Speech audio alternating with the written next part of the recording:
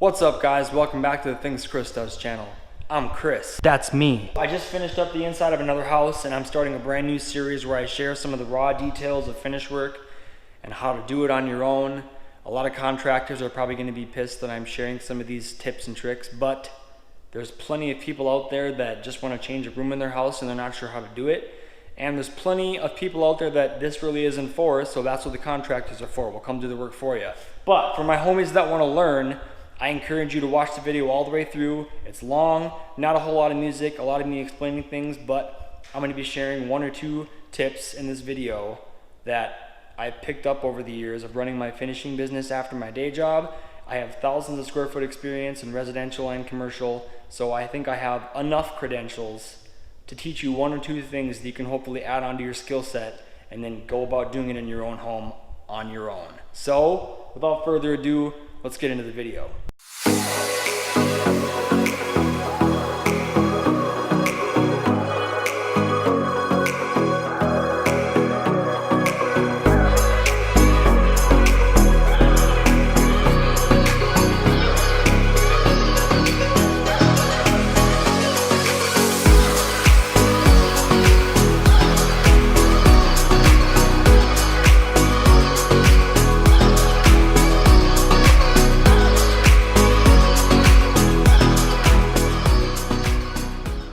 What is going on, guys? Welcome back to the channel once again.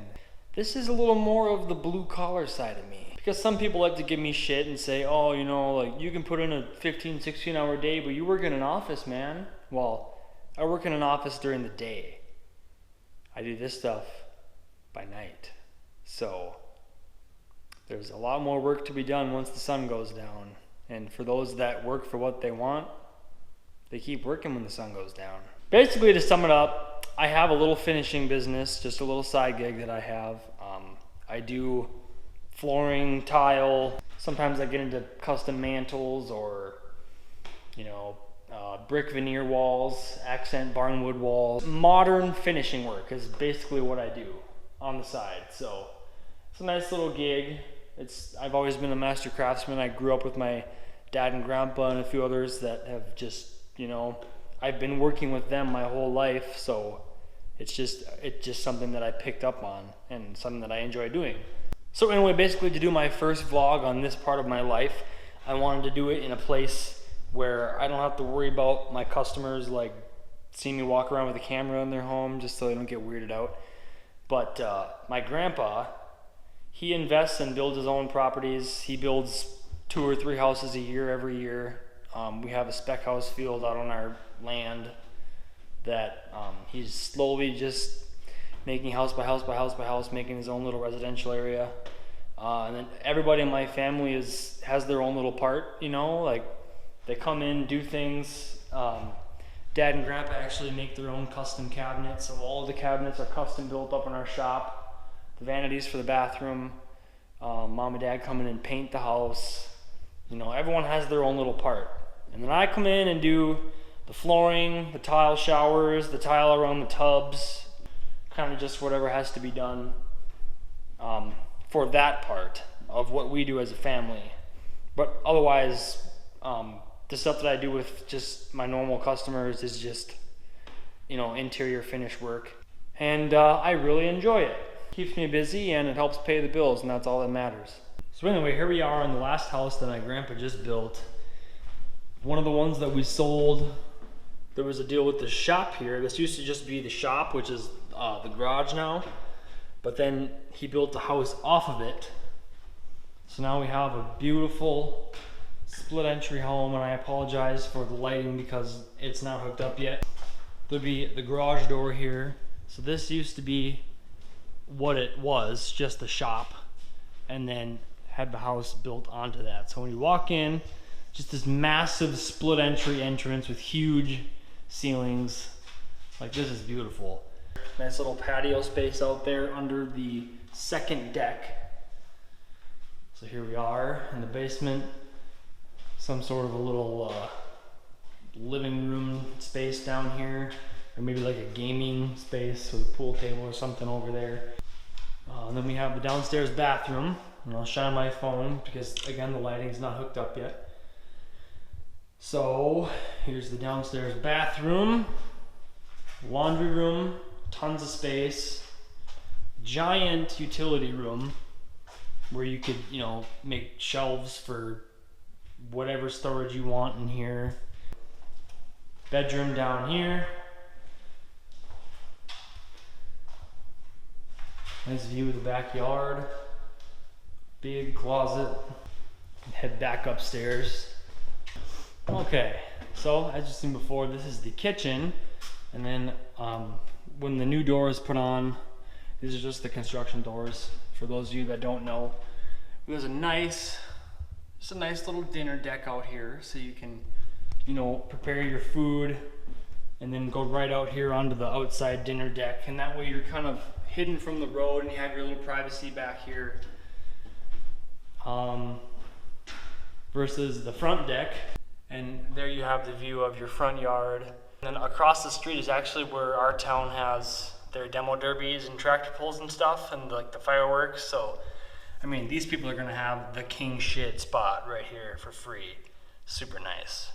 And then in the entrance here from the garage to the side door, there's the deck again out there. You can walk up to the front door if you want. Dining room, living room, little hallway closet, and there's also another closet over there. So this could just be like where your brooms or maybe a pantry, whatever these people decide to do. And then you've got the upstairs bathroom. Again, the lights aren't hooked up yet. And 2 more bedrooms up here. Big closet. This one's got a really deep closet. So this will be a walk-in here. And then obviously they'll get to decide which one's the master and which ones they want their kiddos or guest rooms to have. I don't get to decide all that stuff. I just get to come in and make it look pretty. For this house, I'm going to be doing a vinyl plank flooring, also known as LVP, throughout the whole kitchen, dining room, living room, and down into the hallway. This will all be LVP all the way through here. So then following downstairs, there will be LVP in the entryway here.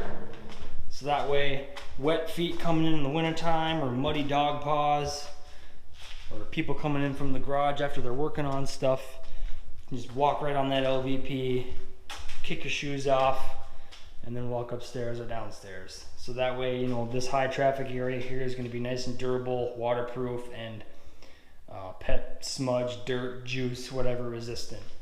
Kids are hard on stuff, guys. I'm a dad now, and he's already made a couple messes where it's like, oh, but I love him. He's the coolest little dude in the world.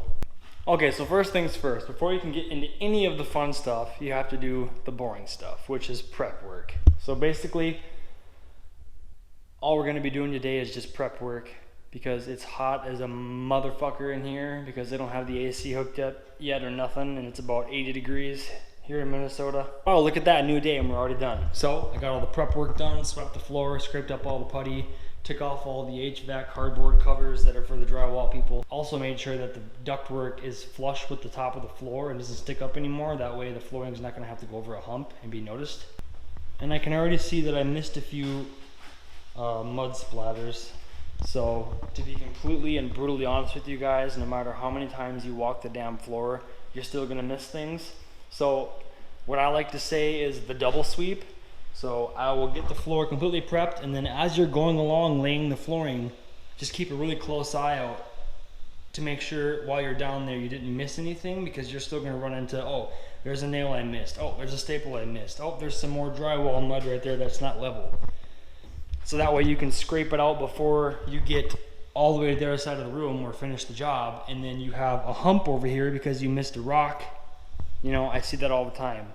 A lot of times it's because people are just lazy and they don't prep good enough, or they're just rushing to get the job done so fast because they're chasing that dollar sign and they lack good work. Okay, so you got your floor prepped and you're about to start your first row. So you're putting down your first plank, and I'm gonna tell you right off the get-go what the do's and don'ts are on your first piece. So let's say Joe Schmo wants to start over in this corner of his house. He puts his first piece down, but he has his male edge facing out towards the room. That's wrong, and here's why.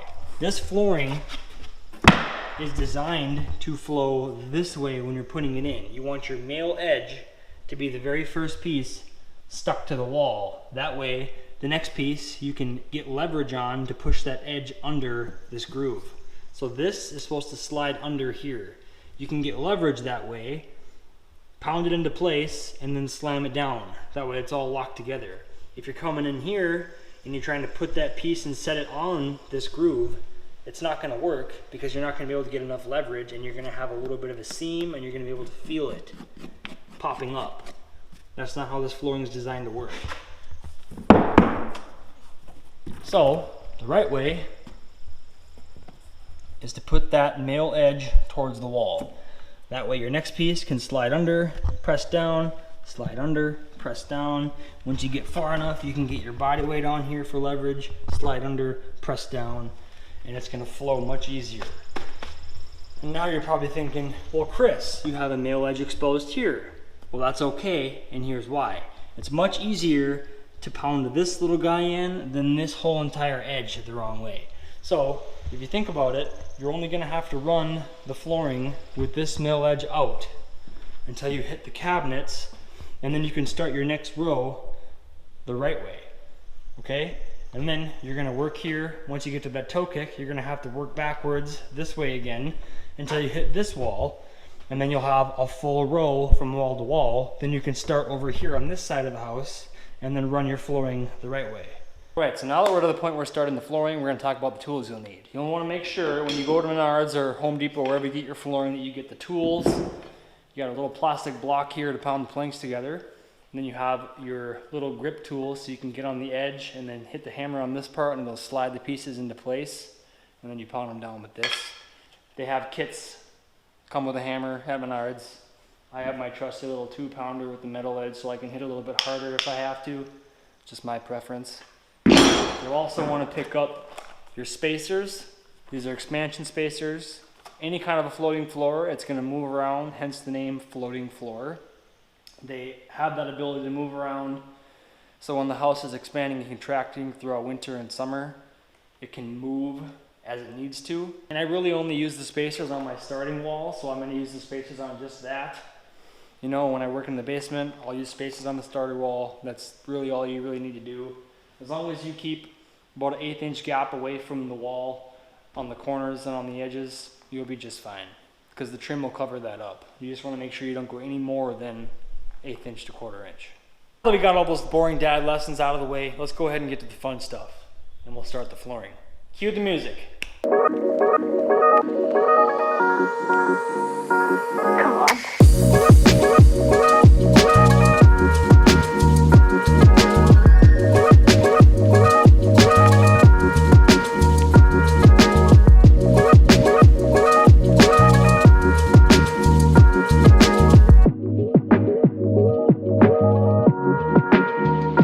Alright guys, so now we're to the point where we got past the cabinets here. Just to recap, we had to work backwards from this side of the house until we hit the cabinets, keep working backwards until we hit this wall, and now that we're to the farthest part of the house, we can start running the flooring the right way.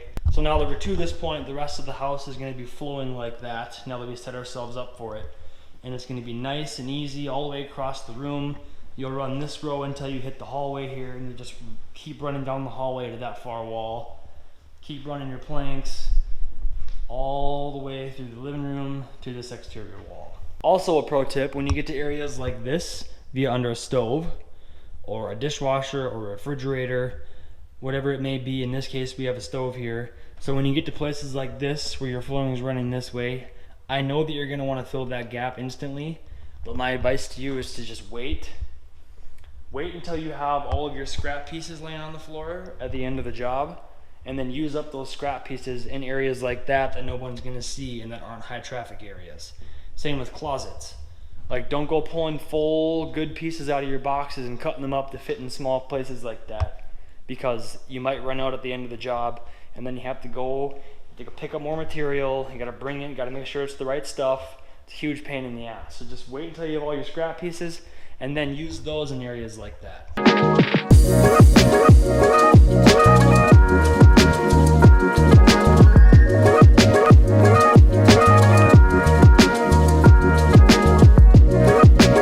Alright guys, so we ran into our first little hiccup. A hiccup? Chris, I thought you said this shouldn't go smooth and easy.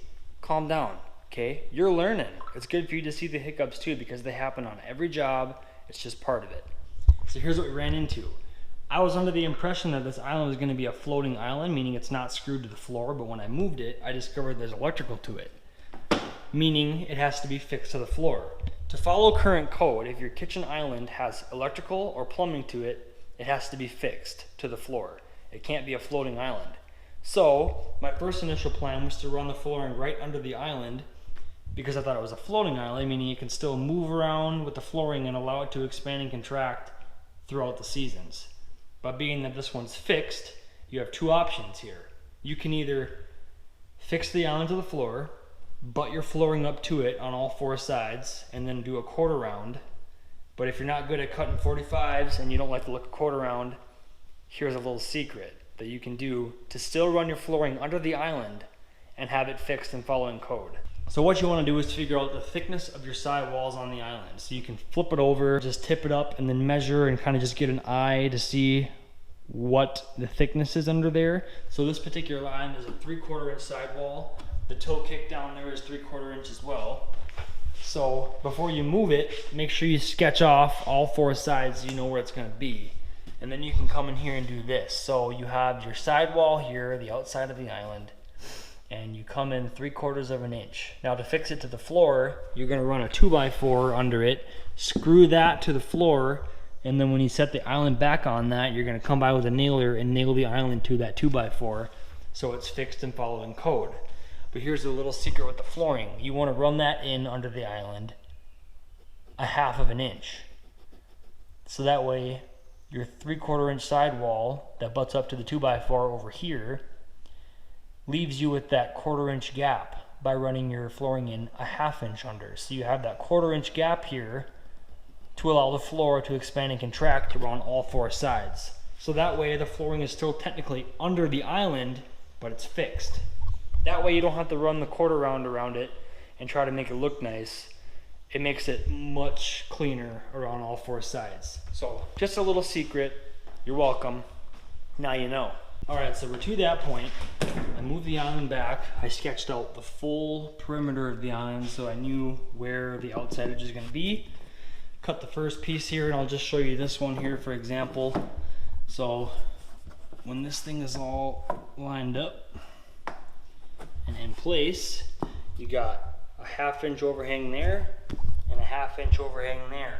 So that way your 3/4 inch sidewall is going to bring it into here, leaves you with that 1/4 inch gap, and then your 2x4 can sit on the floor right here and just leave the middle of it open.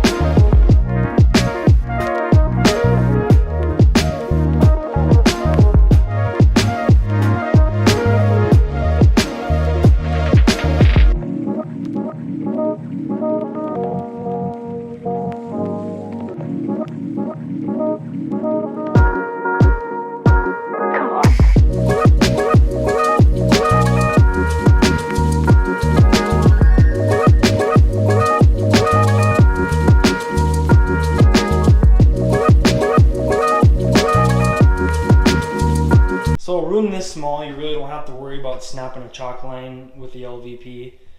If you were doing tile, yes, obviously you still need to snap a chalk line like you should in every room, anytime, ever with tile, because once it's down, it's down.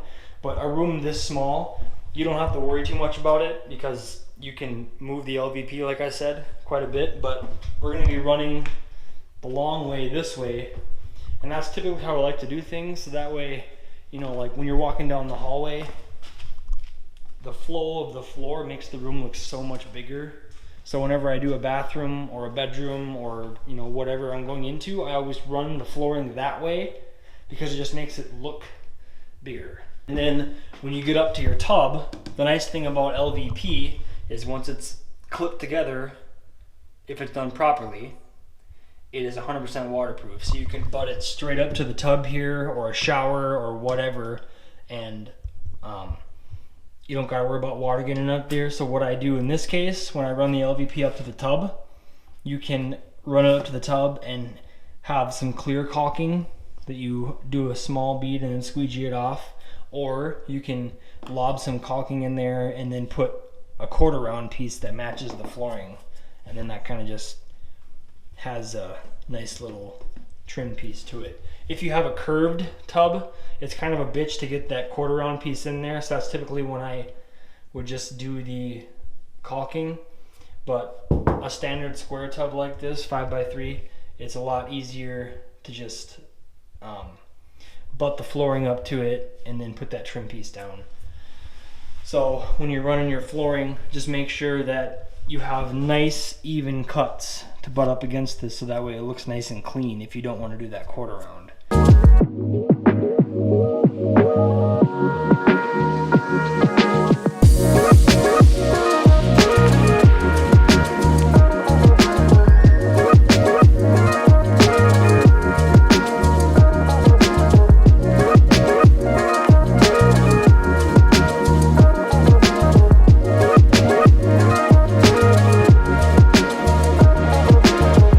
Alright guys, the entire upper level is done.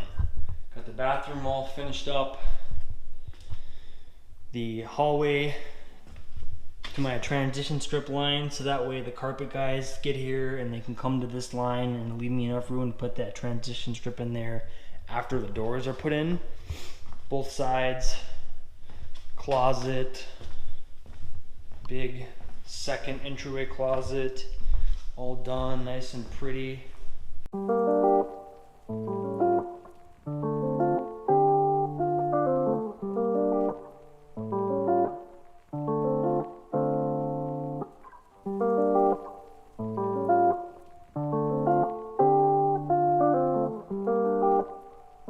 what I'm doing here is I made sure that my male edge was still working against what I'm working on. Just like you're doing the wall, when you start in the corner, you want your male edge to push against the wall as you're starting. Same here on the step, but the trick is when you put this on the toe kick, make sure that you have your factory edge, so this would be your smaller female edge, when your male edge is tucked against the wall, the toe kick on the back of the step. So this is your step, here's your toe kick. That way you have your male edge and your female edge can clip right in there and then sit nice and clean. That way you can't see the gap and it looks nice and clean on the step. Then you don't have to put a quarter round piece in there and just make it look cluttered. This makes it look very clean and modern like that. But that way the factory edges on the bottom, you know that those are always going to be 100% perfect, and that way your cut line can be up on the top under the edge trim, so it's hidden in case they're not all 100% perfect. Given the situation I'm in, there's no AC or anything hooked up in the house yet, so it's really hot and kind of humid in here, and I want to make sure that glue is going to get contact to the planks and dry the way it's supposed to. So I'm going to take the brad gun, just a little finish gun, really small nails, and then go up to the top edge and just pop it into the toe kick. That way I know that the planks are snugged to the toe kick, squeezing the glue so it can dry thoroughly. But that way I don't have to worry about them tipping off at night when I let it dry.